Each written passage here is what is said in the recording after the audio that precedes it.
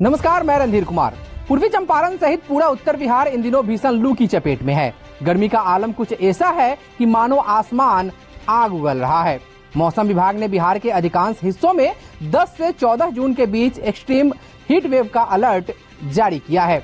बिहार में गर्मी के प्रकोप को देखते हुए मौसम विभाग के साथ साथ आपदा प्रबंधन विभाग ने भी लू से सावधान रहने का अलर्ट जारी किया है। बिहार के आपदा प्रबंधन विभाग ने गर्मी की तपिश और हीट वेव को देखते हुए आम लोगों को दोपहर 12 बजे से 3 बजे के बीच धूप में निकलने से परहेज करने को कहा है। विशेष तौर पर बुजुर्गों और बच्चों को गर्मी से ज्यादा सावधानी बरतने की सलाह दी गई है।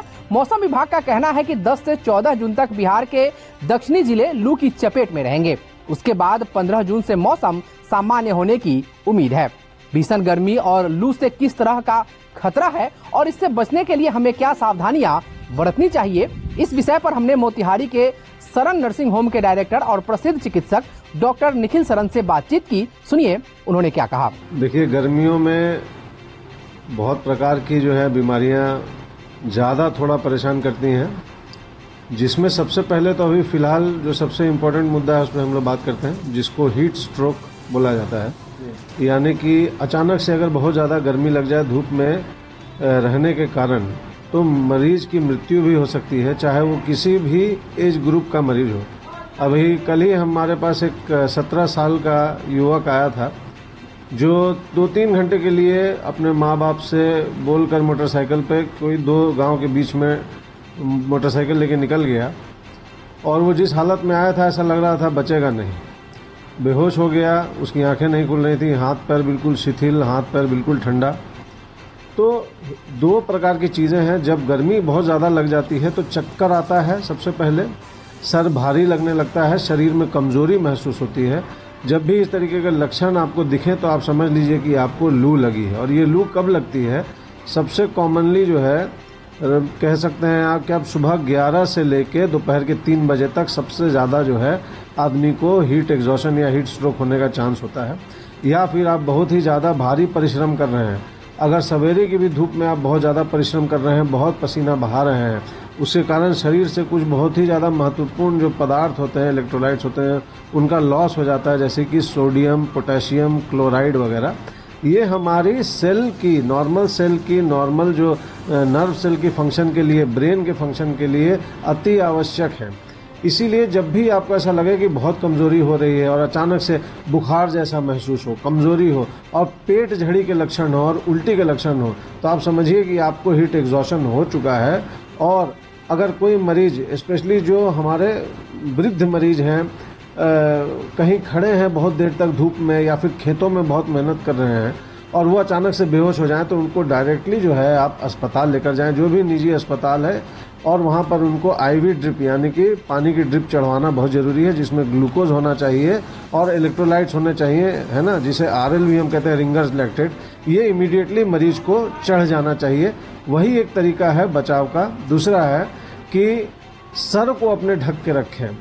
हमेशा सफ़ेद रंग की सर पे पगड़ी पहने या फिर अपने माथे को गमछे से ढक कर रखें। जो यंग लड़के हैं, लड़कियां हैं, वो कैप पहन सकती हैं, ज़रूर कैप का इस्तेमाल करें। और कैप जो है वो लाइट कलर का होना चाहिए, आगे हल्के रंग का होना चाहिए, सफ़ेद हो गया, पीला हो गया वगैरह। और आपके वस्त्र भी जो हैं, आप प्रयास कीजिए कपास का वस्त्र पहने, कॉटन का जो इंडिजिनस है हमारे भारत में, उसका वस्त्र पहने, और पतला कपड़ा पहने, ताकि सूती कपड़ा पहने। और वो क्यों होता है कि आपके शरीर को हवा आदान प्रदान करता है, अंदर बाहर जाने में हेल्प करता है, तो शरीर गर्म नहीं होता है ज़रूरत से ज़्यादा। डेफिनेटली उसको पहने। सिंथेटिक कपड़ों को अवॉइड करें और चटकीले रंग अवॉइड करें, लाल हो गया, काला हो गया, क्योंकि ये धूप को ज़्यादा, गर्मी को ज़्यादा अपने अंदर स्टोर करने की क्षमता रखते हैं। इसलिए रिफ्लेक्टिव क्लोथिंग पहने, सफ़ेद रंग का कपड़ा पहने, हल्के कपड़े पहने। और जब भी ऐसा मरीज आपको मिले, तुरंत उसको कोशिश करें उसके सर पर बर्फ़ लगाकर उसके सर को ठंडा किया जाए, ताकि आप जब तक अस्पताल तक पहुँचे, डॉक्टर तक पहुँचे, तो उसका जो है तापमान, जो ब्रेन के अंदर गर्मी बहुत ज़्यादा बढ़ गई है, वो थोड़ी सी कम हो जाए। और रिकवरी बहुत बढ़िया होती है ऐसे मरीजों में, इसलिए तुरंत अपने डॉक्टर के पास जाएं। विदिन 5 से 6 घंटे, 10 घंटे मरीज रिकवर कर जाता है। अगर बहुत ज़्यादा विलम्ब नहीं हो या बहुत ज़्यादा शरीर का वाटर लॉस नहीं हो गया हो, तो फिर मरीज को बचाया जा सकता है। ये पहली चीज़ है। दूसरी चीज़ है, दूसरी बीमारी जो बहुत होती है गर्मी में, वो है हमारे पेट से रिलेटेड जो बीमारियां होती हैं, क्योंकि गर्मी में जो बाहर का खाना है या फिर घर में भी रखा हुआ स्टोर किया हुआ खाना है वो जल्दी सड़ता है। तो ताज़ा खाना इस्तेमाल करें जिसमें साग सब्जियां, सलाद, इस सब का ज़्यादा इस्तेमाल हो, और जो भी चीज़ बनी ताज़ा बनी और उसको तुरंत इस्तेमाल करके जो बचा है वो बांट दीजिए या फेंक दीजिए, उसको बार बार इस्तेमाल नहीं करना है। टाइफाइड का बीमारी का नाम आपने सुना होगा, हमारे यहाँ बहुत ज़्यादा है, और ये पेट से होने वाली बीमारी है जिसमें बुखार होता है, बहुत तेज़ तापमान बढ़ जाता है, मरीज को काफ़ी तकलीफ होती है। बहुत बार टाइफाइड के कारण पेट में, आंत में छोटे छोटे अल्सर होते हैं जो फट जाते हैं, तो मरीज का ऑपरेशन भी करना पड़ता है। इसलिए बाहर का खाना अवॉइड करें। हाथ अपना हमेशा धोते रहें। पसीना हमेशा जो आता है तो हाथ पे गंदगी ज़्यादा जमती है, तो हमेशा डेफिनेटली अपने बच्चों को भी कहें कि हाथ हमेशा धो कर रहें। ये कुछ जो प्रिकॉशंस है मैं कहूँगा, और हाँ, इन सब चीज़ों से बच के रहना है। तो मैं आपको कुछ बहुत ही इंपॉर्टेंट चीज़ें हैं जो बता देता हूँ जो आपको गर्मी में करना है। एक तो हीट स्ट्रोक और हीट एग्जॉशन से बचने के लिए क्या कर सकते हैं, जो मैंने बताया, हल्के रंग के कपड़े पहने, धूप से बचें। 11 से 3 बजे 4 बजे की जो धूप होती है उससे 100% बच के रहना है। ये एक चीज़ हो गई, सर को ढकना है। अब दूसरी चीज़, अगर कोई थोड़ी सी भी अगर थकान लगे, थोड़ा सा भी अगर कमज़ोरी ज़्यादा लग रहा है, तो कोल्ड ड्रिंक, चाय, कॉफ़ी ये पीकर उसको भरपाई करने की कोशिश ना करें, क्योंकि इन सभी में कैफीन होता है। और आजकल मैं देख रहा हूँ कि अपने गांव में भी एक स्टिंग नाम का एक एनर्जी ड्रिंक चलता है, लिखा तो होता है उसमें एनर्जी ड्रिंक, उसमें क्या होता है, उसमें कैफीन की मात्रा बहुत ज़्यादा होती है। और कैफीन क्या करता है, हमारी धड़कन को तेज़ करता है, हमारे शरीर की ऊर्जा को बढ़ाता है। किस तरीके से बढ़ाता है, आपके अंगों से वो ज़्यादा मेहनत करवाता है।